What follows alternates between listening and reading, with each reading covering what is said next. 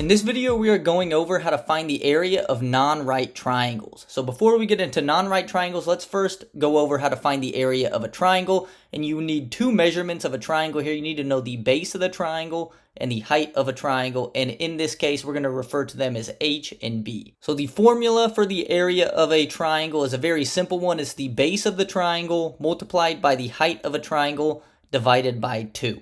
So let's go over some examples here and try to do this for non-right triangles. So we have a triangle here with sides 8, 7, 10, and then the middle here we have 5. We're going to use the base and height to find the area of this triangle. So what we need to do is figure out which of these numbers is the base and which of these numbers is the height.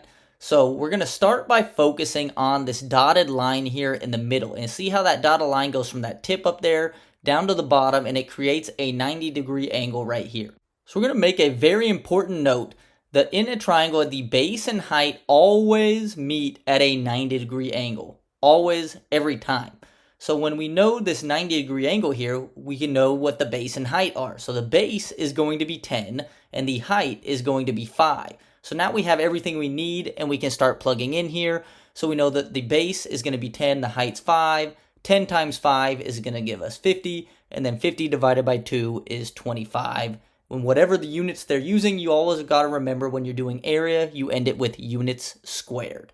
So let's go to another example here, and we're going to do the exact same thing. So see this dotted line inside of the triangle. If we start at the tip and we go down, here at the bottom it creates a 90-degree angle. And since we know the base and height always meet at a 90-degree angle, now we know what they are. So the base is going to be 17 and the height is going to be 6. So now we just plug in. So we're going to have 17 times 6 divided by 2. That's going to give us 102 divided by 2, which is going to give us 51. And then remember to always end it with units squared.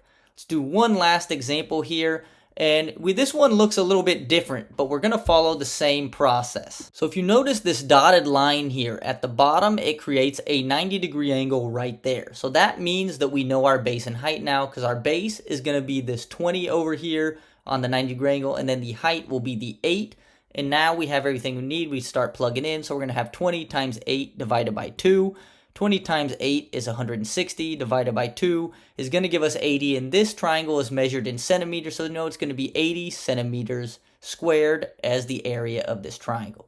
Thank you for watching. And if you found this video helpful and you're interested in learning more about TurtlEd, visit us at www.withturtled.com.